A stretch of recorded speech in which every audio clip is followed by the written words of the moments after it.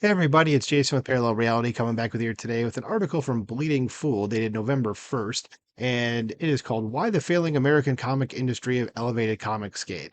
So at the time that you're hearing this, I am out of town, so I'm not able to stay up on current events, so I'm just doing videos based on things that are not current, and they're premiering well after I'm recording them because again, I am out of town, not able to stay up on things, so that is why we have this particular video. So let us just go ahead and dive into it. You're probably wondering what ComicsGate is. So I'm going to go ahead before we get into the article and actually show you what ComicsGate is, because here's an article back from September 1st of 2018. It says, what is ComicsGate? And really, this here is the definition. So for people that don't know, the ComicsGate is an online movement promoting the idea that the comic book industry, as mainly represented by publishers Marvel and DC, is overly saturated in promoting political messaging that is meant to appeal explicitly to only one demographic that is not interested in the medium, to the detriment of the existing consumer base and the industry as a whole. It also addresses the lack of professionalism, inclusivity, objectivity, and accountability of the publishers and their employees, i.e., management, editors, writers, artists, etc., when dealing directly with the customer. So, just so you know what it is. So, we're going to go right back into the original article that I said here.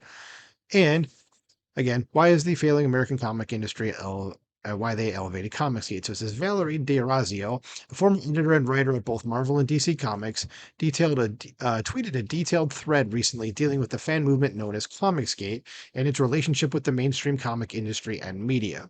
D'Orazio contends that ComicsGate is portrayed as a convenient scapegoat for the failing comic book industry to avoid addressing internal problems plaguing the industry. On her social media, she suggested that the idea of using ComicsGate as a means to cancel and discredit older, established comic creators has become the go-to approach for them because the concept of meritocracy and competition in the industry is verboten. So she says it's like if ComicsGate didn't exist. And what's quoted here are her tweets down here. She wrote, "The mainstream comics industry slash media would have to invent them because CG was the perfect scapegoat to use to hide from all their own sins. They never really had to publicly face their internal problems again. And if they sacrifice the careers of a bunch of older established comic creators in the process, who cares, right?" She continues, and the funny thing is, about 17 years ago, both Rich Johnson and Heidi McDonald went out of their way to use me as a symbol of how a person is victimized in the comic book industry. They presented themselves as fearless truth tellers, but who are the truth tellers of the industry now? Not them, not really. Yeah, so these two names right here, the reason she's calling them out is they are probably the two best known uh like media personalities for the comic book industry, or some reporters, and I use that in the loosest possible terms because they are both extreme far leftists, and they're very much shills for the industry. Like they're the people that, even though the industry is failing, and like by every available metric, you can go look at that on your own and see like, oh, sales are nowhere where they used to be.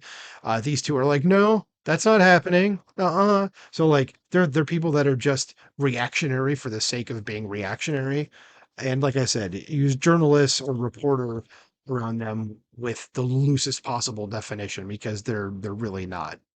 So it says in the tweet thread, D'Orazio, they spelled her name differently here. So how is her name spelled? It's using A up here.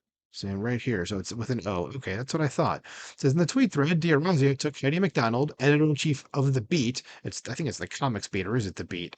To task over her alleged support for women in comics while demonstrating conflicting and confusing responses, particularly when women have concerns about Heidi's own friends in the comic industry. Yeah, and Heidi McDonald was probably worse than Rich Johnston. Like she's just awful, and that's being fine. Like things that are actually awful are starting to yell at me for saying that she's only awful. So it says Heidi MacDonald, fearless defender of feminism, scourge of misogyny, seems to have had a history of dismissing harassment accusations against her male friends and associates. And I'm going to scroll down because that is a picture of her down here. It says I can back up two specific cases of her doing this, and I have heard of more. One from painful personal experience, and one as it relates to accusations against Dean Haspel, including a screenshot somebody sent me of her condescendingly dismissing a woman's claims. She can defend anyone she wants, protect anyone she wants, but then turning around and publicly trashing other people in the industry for this alleged misogynist behavior. So it says she then turned her ire toward Bleeding Cool's editor in chief, Rich Johnston. It says, as for Rich Johnston, a person people continually try to tell me not to trust from day one.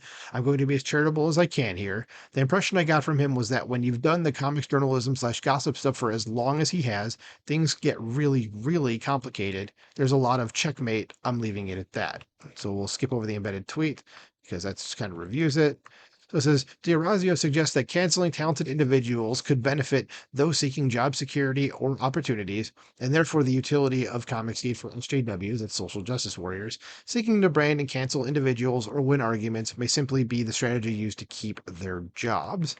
It says, despite the mainstream comics complaining, or sorry, I'll start that again. It says, despite mainstream comics claiming that ComicsGate is irrelevant and a dying consumer movement, they're also quick to jump on it as a way to brand their detractors to easily get them labeled for cancellation, as DC Comics writer Tim Sheridan recently tried to do in order to boost sales for his gay erotica fan fiction disguised as a Golden Age Green Lantern comic earlier this month. Yeah. And what he says here is just not true. Again, he's going based on what other people are telling him because he lives in an echo chamber. And if you watch this video, which I'm not going to do because I've heard it, God, probably half a dozen times already, he's essentially trying to sell his book, and he doesn't actually tell you anything about the book and itself. Okay. He just tries to tell you basically own the chuds, buy this book, and like that's it in 2 minutes. So Shane Davis, who is an awesome artist, by the way, a comic book artist with 20 years of experience, who is very public about his support for ComicsGate. No, he is ComicsGate, reflects on his experience and understanding of the comic book industry and the role of whisper networks, especially those who use ComicsGate as a boogeyman to explain the failure of the American comic industry. In this video, he ponders the impact of ComicsGate on the industry at large and asks if ComicsGate is really a threat to mainstream comics, or does the mainstream just need a common enemy to point to in order to keep their jobs. And I'm not going to play the video here. You can because the link is in the description below. But Shane is someone that is definitely worth listening to because the man knows what he's talking about. And again, he's a great artist, so check out his stuff too.